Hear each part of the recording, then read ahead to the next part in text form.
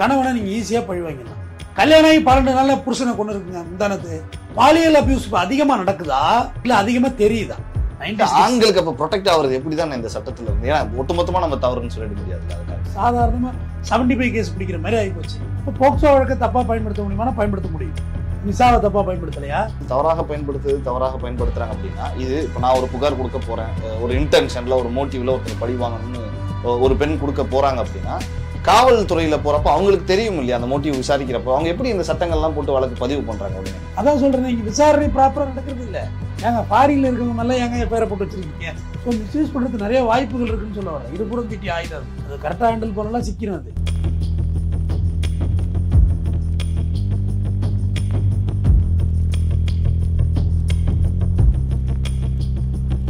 ஜாம்பவான் நேயர்களுக்கு பிரபாகரனின் அன்பு வணக்கம். இன்றைய கிரைம் ஸ்டோரி நிகழ்ச்சியில் நம்மோடு இணைந்திருக்கக்கூடிய சிறப்பு விருந்தினர் RS தமிழ்வேந்தன் வழக்கறிஞர் அவர்கள். வணக்கம். வணக்கம். பல விஷயங்கள் தொடர்ந்து கிரைம் ஸ்டோரி நிகழ்ச்சியில நம்ம ஜாம்பவான் நேயர்களுக்காக பேசி வரீங்க.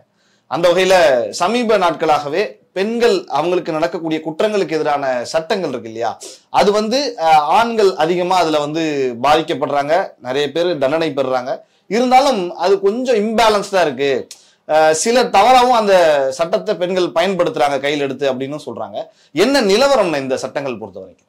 ஜென்ரலி சொல்லப்போனா சிறப்பு சட்டங்கள் எல்லாமே இருபுறம் தீட்டிய ஆயுதங்கள் தான். அதை தவறா பயன்படுத்த முடியும். ஏன்னா இங்க உப்பா இந்த சட்டம்லாம் இருந்துச்சுல, தடா இதெல்லாம் இருந்துச்சுல, ஹவுஸ் ஓனரா இருந்தவங்க எல்லாம் 20 வருஷம் தூக்கி கொண்டு உள்ள வச்சாங்க. ஓகே, எங்க வீட்டுல வாடகை கொடுத்துருப்போம், அவன் தீவிரவாதியா யாருன்னு எனக்கு தெரியாது. ஆனா அதுக்கெல்லாம் நான் 17 வருஷம் 20 வருஷம் எல்லாம் ஜெயில் எடுத்தவங்க எல்லாம் இருக்காங்க. கேட்டுக்கேள்வியில போட்டா தட்டா இந்த மாதிரி சிறப்பு சட்டங்கள் இருக்குல்ல, NSA இதெல்லாம் கேட்டுக்கேள்வி இல்லாம உறுதி கொண்டு வைக்கிற சட்டங்கள். அது அந்த மாதிரி தான் நீங்க இந்த சட்டத்தையும் பார்க்கணும். பெண்களுக்கு சட்டம் ஃபேவரா இருக்குன்னா எல்லா கேஸ்லயும் அனைத்து மகளிர்ல கொண்ட புகார் கொடுக்கக்குள்ள வரதட்சணை கேட்டு கணவன் கொடுமைப்படுத்தினார்னு ஒரு வரியை சேர்க்கிறாங்க. இது நடக்குதாங்க, விசாரிக்கணும். வரதட்சணை கொடுமை அதனால இறக்குறது அது தனி சம்பவங்களும் நடக்குது, அதை தனியா ஒதுக்குங்க. ஆனா புகார்ல சேர்த்துடுறாங்க. அன்னைக்கு கூட ஒரு வழக்குல வெளிநாட்டுல இருக்கிற அவங்க அக்கா 2 பேர் மேல எஃப்ஐஆர் போட்டிருந்தாங்க. அவங்க அக்கா தினமும் இந்த புருஷன்ட்ட சொல்லி, இந்த தம்பி புருஷன் இந்த மீன்ஸ் இந்த மாப்பிள்ளைட்ட சொல்லி வரதட்சணை கேட்டு தொந்தரவு பண்ணிட்டுதான் வழக்கு. ஜட்ஜே சொன்னாரு, ஏங்க ஃபாரின்ல இருக்கவங்க மேல ஏங்க பேரை போட்டு வச்சிருக்கீங்க, சம்பந்தம் எல்லாம் போடக்கூடாது, இதெல்லாம் பண்ணக்கூடாது அப்படின்னு பல முறை இதை கண்டிச்சிருக்காங்க இந்த வழக்குகளை. எனக்கு தெரிஞ்சு ஒரு நம்ம சென்னைக்கு பக்கத்தில் உள்ள ஒரு மாவட்டம் விழுப்புரம் சரௌண்டிங், அதில் ஒரு போக்சோவில் லோயர் கோர்ட் கன்விக்ஷன் கொடுக்குது. அது அப்பீலில் வருது. அந்த வழக்கு அப்பீலில் வரக்குள்ள அந்த பொண்ணுக்கு 18 வயசு கிராஸ் ஆகிடுது. அந்த பொண்ணையும் கொண்டாந்து ஷோ பண்ணுறாங்க கோர்ட்டில். ஏன்னா கோர்ட்டுக்கு சந்தேகம் வந்துருச்சு, இது என்ன இந்த வழக்கு ஒரு மாதிரி இருக்கு அப்படின்னு. கொண்டு வந்து நிப்பாட்டக்குள்ள அவர் சொல்றாரு, இது என்னோட மகள், இது நான் ஒரு டீச்சர், இது என்னோட மகள், இது வழக்கு தப்பான வழக்குன்னு அந்த ஸ்டாண்ட் எடுத்து பேசுறாங்க. அப்புறம் மகளை விசாரிச்சாக்க, இவர் எங்க அப்பாங்க, எனக்கு எங்க அம்மாவுக்கும் எங்க அப்பாவுக்கும் சண்டை, எங்க அம்மா எங்க அப்பாவை பழி வாங்குறதுக்காக இந்த வழக்கு போட்டாங்க அப்படின்னு சொன்னோன்னா, அப்புறம் எல்லாத்தையும் ரெகுலரைஸ் பண்ணார் ஜட்ஜி. அவரோட கிராஜுவேட்டி வேலை எல்லாத்தையும் ரெகுலரைஸ் பண்ணி ஆர்டர் போட்டு நீங்க அக்யூட்டல் அப்படின்னாப்ப அவர் சொன்ன வார்த்தை, இதில் ஐட்டம் பேப்பர் டிவில எல்லாத்துலயும் வந்திருந்தானே, சொந்தக்காரவங்க கூட நான் என் பெத்த பிள்ளையோட தப்பா இருந்துட்டுன்னு ஆகிப்போச்சு அப்படின்னு. அப்பதான் சொன்ன, அந்த ஸ்பெஷல் ஆக்ட் கொஞ்சம் கேர்ஃபுல்லா போடுங்க, எடுத்த அடுப்புல அள்ளி தள்ளிடாதீங்க, போட்டு தள்ளிடாதீங்கன்னு சொல்லி. ஸோ மிஸ்யூஸ் பண்றதுக்கு நிறைய வாய்ப்புகள் இருக்குன்னு சொல்ல வரேன். இருபுறம் தீட்டி ஆயுதம் அது கரெக்டா ஹேண்டில் பண்ணலாம் சிக்கணும். அது எங்க மிஸ்யூஸ் ஆகுதுன்னு நினைக்கிறீங்க? அது பழி வாங்குறது தாங்க. ஒரு கணவனை நீங்க ஈஸியா பழி வாங்கிடலாம். ஒரு கம்ப்ளைண்ட் கொண்டு ஆளுமனை கொடுத்தீங்கன்னா, நீங்க ஆளுமன் ஸ்டேஷனா ரொம்ப தேவதூதர்கள் மாதிரி எல்லாம் கற்பனை பண்ணிக்காதீங்க.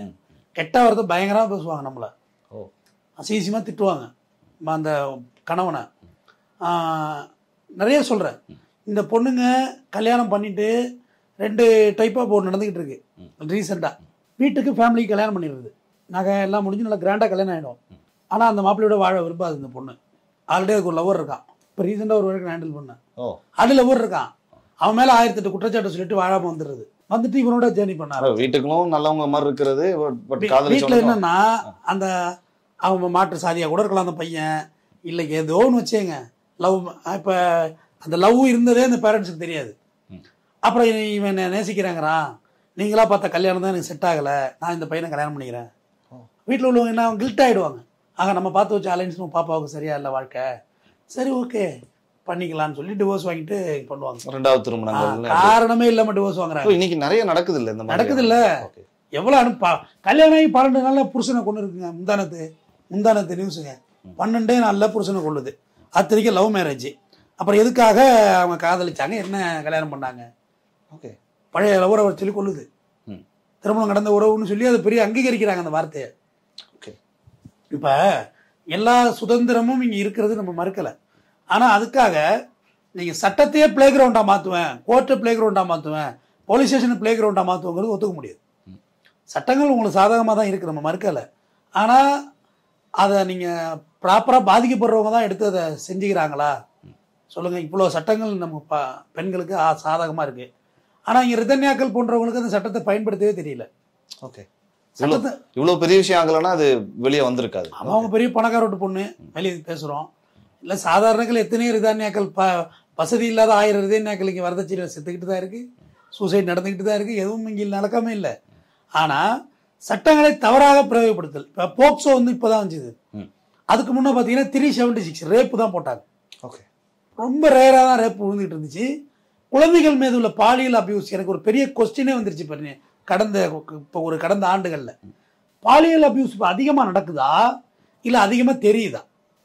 ஓகே, பெரிய கொஸ்டின். எனக்கு ஆன்சரே இல்லை அந்த கொஸ்டினுக்கு. ஏன்னா ஒரு நாளைக்கு 5 எஃப்ஐஆர் 10 எஃப்ஐஆர் வழக்கு பதிவு செய்யப்பட்டு இருக்காங்க. ஓகே, பள்ளியோடத்துல எங்க போனாலும் விளையாடுற இடத்துல எல்லா இடத்துலயும் நடந்துகிட்டே இருக்கு. இது நடக்குதா இல்லை இப்ப அதிகம் தெரியுதான்னு தெரியல எனக்கு. அதிகம் வழக்கு போடப்படுதா அப்படின்னு நம்ம 3 சினாரியோ எடுத்தேங்க. அதிக வழக்கு பதியப்படுகிறதா, சிறப்பு நீதிமன்றங்கள் வந்துட்டு அதுக்கு தனியா இருக்கு, போக்சோ கோர்ட்டு, மகிழா கோர்ட்டு அது தனியா இருக்கு, விசாரணை தனியா நடக்குது, தினம் அபியூஸ் நடக்குது. ஓகே, இது அபியூஸ் நடக்குதா இல்லை நடந்துகிட்டு தான் இருந்துச்சா இல்லை இப்போ அதிகமாக தெரியுதா இல்லை அதிகமாக வழக்கு பதிவு செய்யப்படுகிறதா? அதுவே பெரிய கொஸ்டின். டெய்லி நடக்குது. என்ன ஆகிப்போச்சு, சாதாரணமாக 75 கேஸ் பிடிக்கிற மாதிரி ஆகிப்போச்சு. பாலியல் வழக்கு சராசரி நடந்துகிட்டு இருக்கு. ஆவரேஜாக போடுறாங்க. கிராஜுவலாக ஒரு நாளைக்கு 5 வழக்கு தமிழ்நாடு ஃபுல்லாக பார்த்தா ஒரு 10 வழக்காவது எங்கேயாவது நடந்துகிட்டு தான் இருக்கு. ஓகே, 1 புள்ள 2 புள்ள 5 புள்ள இப்படி ஆகிட்டே இருக்கு.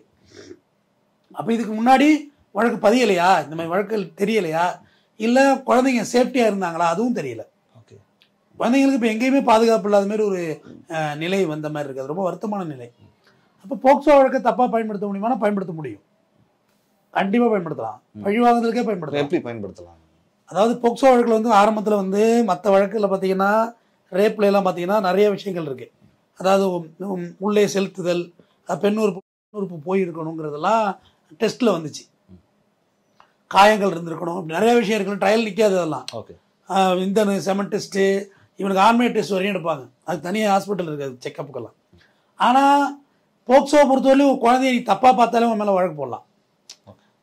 இன்டென்டிவ் மோட்டிவேஷன் ஒரு ராங்னாலே எஃப்ஐஆர் போடலாம், தொட்டிருந்தாலே எஃப்ஐஆர் போடலாம், முத்தம் கொடுத்துருந்தாலே எஃப்ஐஆர் போடலாம்.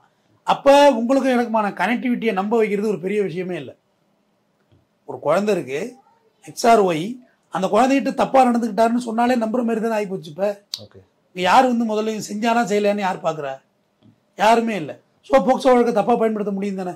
ஓகே, கரெக்டாக ஐடியாலஜியோட அடிச்சிங்கன்னா அந்த வழக்கை தப்பாக பயன்படுத்தலாம். அந்த சட்டத்தை தவறாகவே எடுத்து அந்த மாதிரி சம்பவங்களும் இருக்கு.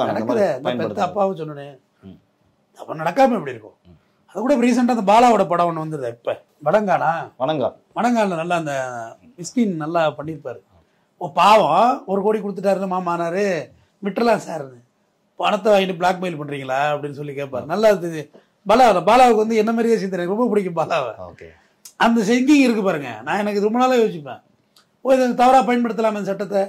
பொடா சட்டத்தை தவறாக பயன்படுத்தலையா? மிசாவை தப்பாக பயன்படுத்தலையா? குண்டர்கள் தடுப்பு DPT, குண்டர்கள் தடுப்பு காவல் இருக்குல்ல, அது 3%, 30% கூட கன்விக்ஷன் ரேட்டிங் இல்லை. இல்லை, நீங்கள் சொல்கிற விஷயங்கள் தவறாக பயன்படுத்துகிறாங்க அப்படின்னா, இது இப்போ நான் ஒரு புகார் கொடுக்க போகிறேன், ஒரு இன்டென்ஷனில் ஒரு மோட்டிவில் ஒருத்தர் பழி வாங்கணும்னு ஒரு பெண் கொடுக்க போகிறாங்க அப்படின்னா, காவல்துறையில் போகிறப்ப அவங்களுக்கு தெரியும் இல்லையா, அந்த மோட்டிவ் விசாரிக்கிறப்போ அவங்க எப்படி இந்த சட்டங்கள்லாம் போட்டு வழக்கு பதிவு பண்ணுறாங்க உடனே? நீங்கள் சொல்கிறீங்க நகையே காணா போல, அது நீங்கள் தான் கம்ப்ளைண்ட் கொடுத்தவளே ஃப்ராடு, அடிச்சே கொண்டுட்டாரோம்ல திருப்பவனத்தில், அதை பற்றியே பேசல, அப்படியே விட்டாங்க. அவ்வளோதான், நகையே இல்லை. யார் அந்த கம்ப்ளைண்டரு? யாரு பார்த்தா அது பெரிய கல்யாண ராணி, அது ஏகப்பட்டு ரூபா ஏமாற்றி சுற்றின்னு இருக்குது. நீங்கள் அதான் சொல்கிறேன், நீங்கள் விசாரணை ப்ராப்பராக நடக்கிறது இல்லை. நீங்கள் போலீஸ் சைடில் புகார் கொடுக்குறீங்கள, ஏதோ ஒரு நரநரப்பு போலீஸுக்கு உங்கள் மேலே வந்துருச்சுன்னா கண்டிப்பாக உங்கள் மேலே கேஸ் போடுவாங்க. ஏதோ ஒரு சாஃப்ட் கார்னர் போலீஸுக்கு உங்கள் மேலே வந்துருச்சுன்னா நீ என்ன எவிடன்ஸ் கொண்டு வந்தானே? தலையே தனியாக எடுத்துட்டு வந்தானே, எப்பா இந்த உடம்புல உள்ள தலைமுறையே தெரியல, நீ தலையை கொண்டு வர்ற அப்படின்னு நினைச்சா அப்படிதான் சொல்லுவாங்க. ஓகே, அவங்களோட சுபாவமே அதுதான். எந்த இடத்துல சரியாக விசாரிச்சுட்டாங்க, எந்த வழக்கு சரியாக விசாரிச்சுட்டாங்கன்னு சொல்லுங்க. ஒரு வழக்கு சரியாக விசாரிச்சிருந்தாலே அந்த மரணமே நடக்காது. அன்னைக்கு ஒருத்தர் கம்ப்ளைண்ட் கொடுக்குறாங்க, கூண்டோட சஸ்பெண்ட் பண்ணாங்கல்ல, கம்ப்ளைண்ட் கொடுக்குறாங்க என்ன கொல்ல போறாங்கன்னு. அன்னைக்கு கூப்பிட்டு விசாரிச்சிருந்தாலே ஆப்போசிட், டேய் உனக்கு கொல்ல போறீங்கன்னு தகவல் வருது, அவங்களை ஐயா சொல்றாங்க, தொலைச்சி கட்டி ஏதாவது பண்ணீங்கன்னா அப்படி சொல்லியிருந்தாலே பண்ணியிருக்க மாட்டாங்க. அப்போ சஸ்பெண்ட் பண்றாங்க. கடலூரில் பார்க்கலையா, கூண்டோட சஸ்பெண்ட் பண்றாங்க. காரணம் நீங்க சரியா வேலை செய்யலன்னு. இங்க ஒரு பெரிய உங்களுக்கு தூக்கு தண்ணியே தான் கொடுக்கணும் அப்படிங்கிற அந்த சிஸ்டம் எங்கேருந்து ஆரம்பிக்குதுன்னா ஒரு போலீஸ் ஸ்டேஷன்லேருந்து ஆரம்பிக்குது. அது எப்படி உங்களுக்கு நியாயமான நல்ல விஷயம் அங்கே தந்துட முடியும்? ஓகே, இடையில இவரோட ராமோட பேட்டி ஒன்று பார்த்தேன், டைரக்டர் ராமு.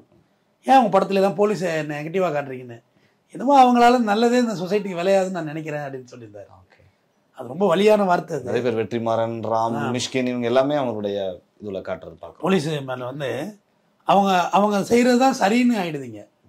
எதாக இருந்தாலும் கேஸ் போடுவேன் அப்படி மிரட்டுறாங்க இங்கே. அப்புறம் எப்படி நியாயமான விசாரணை நடக்கும்? அதே இப்படி திருப்புங்க, இப்போ இப்படி பேசி கொடுத்தனா இப்படி மாற்றுங்க. போலீஸை வந்து நீ விசாரிக்கவே வேணாம்னு சொன்னீங்கன்னா அநியாயங்களுக்கு நடக்க ஆரம்பிச்சிருங்க. அப்படிங்கிற கேள்வியும் எழும் நடக்க ஆரம்பிச்சிடும். போலீஸ் வந்து நைட் ரவுண்ட் சொல்கிறாங்க, ஒரு ஹோட்டலில் நீங்கள் சாப்பிட்டுட்டு இருக்கீங்க, இது ஒரு வச்சுங்களேன், போகலான்னு கம்பளை வைக்கிறாங்கல்ல, வைக்கலாம் நீ போக மாட்டேன், அந்த இடத்துல கூட்டம் கலையாது. ஆனால் சரி நைட்டில் சாப்பிட்றதுல என்ன பிரச்சனை வரும்னு கேட்கலாம். உங்கள் செல்லுக்கு எவனாவது கத்தியால் குத்துவான், உங்கள் செல்லை பறிச்சுட்டு போவான். 2 பொண்ணுங்க வந்து இடத்துல டீ குடிக்க இறங்குதுங்க தம் அடிச்சுட்டு.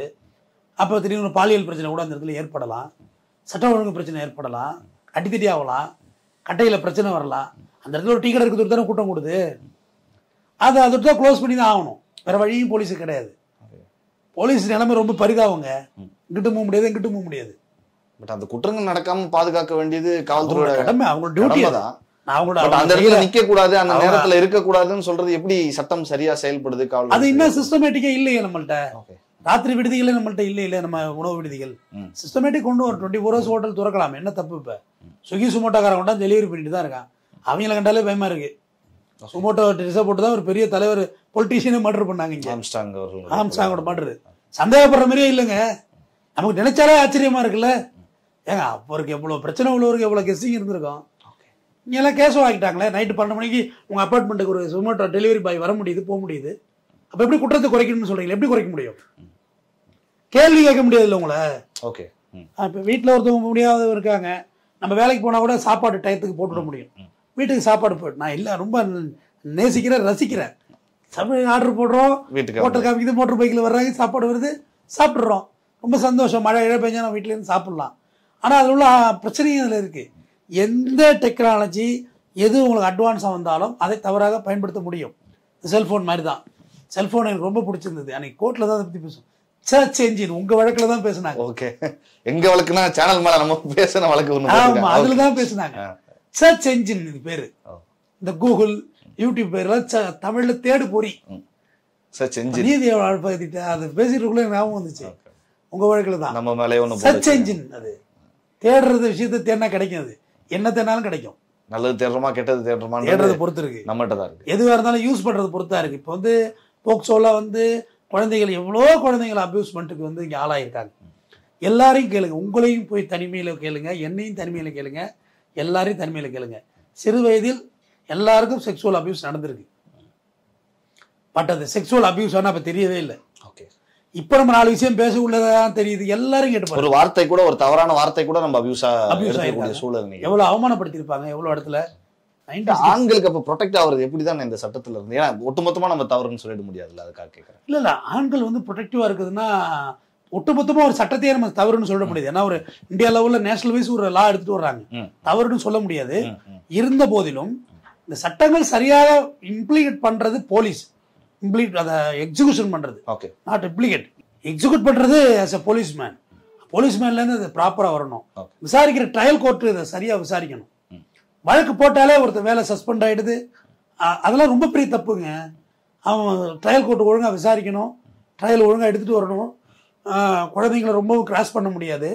நிறைய லவ் அஃபேரில் அந்த கேஸை போட்டு விட்றாங்க. ஓகே, 17 வயசில் லவ் பண்ணுதுங்க, ஓடி போடுது அவனோட. அவனுக்கு லவ் மோகத்தில் வயசெல்லாம் பார்க்கறது இல்லை, பார்த்தா போக்சோ, அண்டர் 18. நான் ஒரு வழக்கு ஹேண்டில் பண்ணேன். பொண்டாட்டியோட தங்கச்சி அழிச்சு ஓடிட்டான். ஓகே. கொழுந்தியான்னு ஒரு யூடியூப் சேனல் பார்ப்போம். கொழுந்தியாவில் பிக்கப் பண்ணுறது 24 hours ஒரு யூடியூப் சேனல். லாஸ்ட் டைம் கூட சொன்னீங்க. ஆமாம், கடுப்பு அது பார்த்தாலே. கொழுந்தியாவை அழிச்சு ஓடிட்டான். நான் தான் பெயில் எடுத்தேன், ட்ரையல் நான் தான் நடத்துகிறேன். ஜட்ஜ்மெண்ட்லாம் எடுத்து பேசுங்களா, நிறைய இருக்குது நம்மள்ட்ட இருக்குது ஜட்ஜ்மெண்ட்டு. ட்ரையல் நடத்தணும், ட்ரையல் பற்றியாச்சு. அந்த அந்த மாமியா காம்ப்ரமைஸே ஆகலை, காம்ப்ரமைஸே ஆக மாட்டுது. ட்ரையல் நடத்தினா கண்டிப்பாக கன்விக்ஷன் தான் ஆகும். ஓகே. அப்புறம் நான் அப்படியே பேச, அப்புறம் ஆர்கியூமெண்ட்டில் வந்து லாஸ்ட் இப்போ ஒய்ஃபோட சிஸ்டர் தான் இது அப்படின்னு. அப்போ 19 வயசு ஆகிட்டதுக்கு. ஓ, பொண்டாட்டியோட தங்கச்சிய அழைச்சிட்டு போறதுக்கு சட்ட உரிமை இருக்குன்னு சொல்றாரோ வக்கீலு அப்படின்னாரு. அந்த மீனிங்ல நான் சொல்லல. அப்புறம் எப்படி சொல்றீங்கன்னாரு.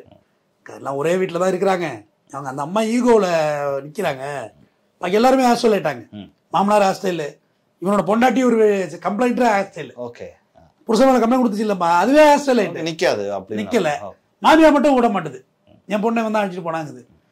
அப்புறம் எடுத்து சொன்னேன், இந்த சுச்சுவேஷன்லாம் சொன்னேன். ரொம்ப நேரம் பொறுமையாக கேட்டார். ரிசர்வ் பண்ணுறேன்னார். ஐயா, அதை கொஞ்சம் வேறு மாதிரி பண்ணிடாதீங்க, ஒரே வீட்டில் வாழ்கிறாங்க, இவன் தான் சம்பாதிச்சு வர்றான், அந்த மாமியாலே இவன் காசுலாம் சாப்பிடுது, அது ஈகோவில் இருக்குது அப்படின்னு. ஓகே, லெட்ஸ் அண்டர்ஸ்டாண்ட், பார்க்கலாம் அப்படின்னாரு. அக்யூட்டல் ஆகிட்டு. ஓகே, கேஸ் விடுதலை ஆகிட்டு. சொல்கிறேன், அது ஜட்ஜோட புரிதல் இருக்குல்ல, சரியாக எடுத்துக்கொண்டு நம்ம ஒரு ஒரு கேஸை நான் எடுத்துக்கொண்டு வைக்கிற விதத்தில் தான் அது தண்டனையாக விடுதலையான்ருக்கு. நமக்கு நல்ல மைண்ட் செட்டில் அந்த கேஸை ப்ரொசீட் பண்ணணும். ஜட்ஜு முதல்ல அது நல்ல மைண்ட் செட்டில் கேட்கணும், கேஸோட ஃபேக்ஷனை புரிய வைக்கணும். இவ்வளவுக்கு பிறகுதான் உங்களுக்கு விடுதலையோ தண்டனையோ நிர்மாணமாகும். அதனால சிறப்பு சட்டங்களை வந்து ஹேண்டில் பண்ணுற எல்லாருமே சரியாக ஹேண்டில் பண்ணணும். அதை வந்து தனக்கான பாதுகாப்பு கவசமாக நினைக்கணும் ஒழிய அதை ஒரு ஆயுதமாக நினைக்கக்கூடாது. உங்களை ப்ரொடெக்ட் பண்ணுறதுக்கான கவசம் அது, ஆனால் அதே வெஃபனாக மாற்றக்கூடாது. அது பெண்கள் கையிலையும் சமூகம் கையிலையும் விசாரிக்கிற காவல் அதிகாரி கையிலையும் நியாயமா, இப்படி புகார் குறிக்கிறது நியாயமா அப்படின்னு கேட்கணும். அது உண்மைத்தன்மை தெரிஞ்சு வழக்கு பதிவு பண்ணுங்க. தொடர்ந்து பேசுவோம். நன்றி. நன்றி.